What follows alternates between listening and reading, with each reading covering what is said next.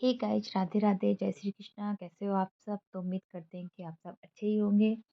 चलिए इस वीडियो में बात करते हैं कि उत्पन्ना एकादशी कब है, इसका शुभ मुहूर्त कब है और कब पूजा करनी चाहिए और कैसे पूजा करनी चाहिए। तो देखते हैं कि कृष्ण पक्ष की एकादशी तिथि को एकादशी व्रत में भगवान श्री हरि विष्णु की आराधना की जाती है। और पुराणों में इस प्रकार का वर्णन आता है कि जो भक्त एकादशी का व्रत पूरे श्रद्धा भाव से करते हैं, उन्हें भगवान श्री हरि विष्णु की असीम कृपा प्राप्त होती है। सभी प्रकार की कामनाएं पूरी होती हैं और हर प्रकार के भौतिक सुखों की कामना भी पूर्ण होती है और फिर मरने के बाद वैकुंठ लोक की भी प्राप्ति होती है। इसलिए शास्त्रों में इस व्रत को राजा कहा गया है, यानी व्रतों का राजा। तो आप चाहे कोई भी व्रत ना करते हो, लेकिन आपको एकादशी का व्रत जरूर करना चाहिए। और जो भक्त किसी कारणवश एकादशी का व्रत नहीं कर पाते हैं, उन्हें भी आज के दिन विधि विधान से भगवान श्री हरि विष्णु की पूजा आराधना अवश्य करनी चाहिए। इससे भी भगवान श्री हरि विष्णु की असीम कृपा के पात्र आप बन जाते हैं। और आज की वीडियो में आप जानेंगे कि उत्पन्ना एकादशी साल 2024 में कब है, एकादशी की तिथि कब प्रारंभ हो रही है, कब समाप्त हो रही है, हमें व्रत कब धारण करना है और कब पारण करना है, यानी कि व्रत खोलने का समय, इसका शुभ मुहूर्त क्या है, उत्पन्ना एकादशी के दिन किस प्रकार से भगवान श्री हरि विष्णु की पूजा आराधना करनी चाहिए, कौन से मंत्रों का जाप करना चाहिए, कौन सा उपाय करना चाहिए और कौन सी वस्तु भगवान को अर्पित करें जिससे कि मन वांछित कामनाएं पूर्ण हो जाएं। और जिस भी कामना से आप व्रत धारण करते हैं या फिर बिना व्रत किए भी आप पूजा आराधना कर रहे हैं, तो आपकी पूजा का संपूर्ण फल आपको प्राप्त हो, इसके लिए आज विशेष क्या करना चाहिए, संपूर्ण जानकारी आपको मैं आज की वीडियो में शेयर करने वाली हूँ। तो बहुत महत्वपूर्ण है आज की वीडियो, आप पूरा अंत तक इसे ज़रूर देखिए। और अच्छी लगे तो आप लाइक कीजिए, शेयर कीजिए और कमेंट कीजिए, क्योंकि आपके कमेंट मेरे लिए बहुत ज़्यादा महत्वपूर्ण होते हैं। यही एकमात्र जरिया है जिससे मुझे ये पता चलता है कि ये वीडियो आपको अच्छी लगती है या नहीं लगती है। तो देखिए, शास्त्रों में इस प्रकार का वर्णन किया गया है कि उत्पन्ना एकादशी का व्रत करने से अश्वमेध यज्ञ का फल प्राप्त होता है। और जो भक्त इस व्रत को धारण करते हैं, एकादशी से एक दिन पहले 10वीं तिथि के दिन से ही नियम प्रारंभ हो जाते हैं, मतलब संयम नियम का पालन करना होता है। 10वीं तिथि के दिन से ही एक समय भोजन करना और रात्रि में बिना आहार के, बिना भोजन के रहना। 10वीं तिथि की रात्रि में अन्न और नमक दोनों का ही त्याग किया जाता है। ब्रह्मचर्य का पालन करना चाहिए और अगर संभव हो तो भूमि पर ही सोना चाहिए। और एकादशी के दिन जब आप उठते हैं तो ब्रह्म मुहूर्त में उठकर नित्य कर्मों से निवृत्त हो जाएं, स्नान कीजिए। और अगर संभव हो तो आप किसी पवित्र नदी में स्नान कर सकते हैं, नहीं तो आप घर में भी गंगा जल, मिश्रित जल से आप स्नान कर सकते हैं। इसके बाद भगवान सूर्यदेव को जल दीजिए। फिर घर के मंदिर में विधि विधान से भगवान श्री विष्णु की पूजा करनी चाहिए और भगवान श्री विष्णु के सामने शुद्ध घी का दीपक जलाकर अपनी पूजा का संकल्प लेना चाहिए।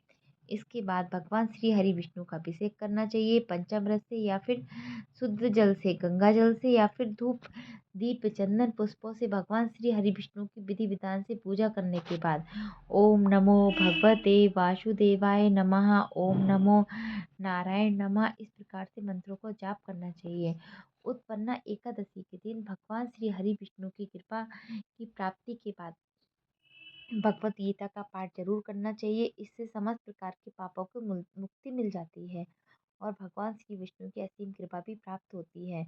दिन भर आपको व्रत धारण करना होता है, शाम को फिर से विधि विधान से भगवान श्री विष्णु की पूजा करनी चाहिए, मंत्रों का जप करना चाहिए, रात्रि में जागरण अवश्य करना चाहिए, क्योंकि शास्त्रों में कहा गया है कि एकादशी की रात्रि में जागरण करके भगवान का ध्यान ध्यान करने से, भजन करने से, कीर्तन करने से मुक्ति की प्राप्ति हो जाती है।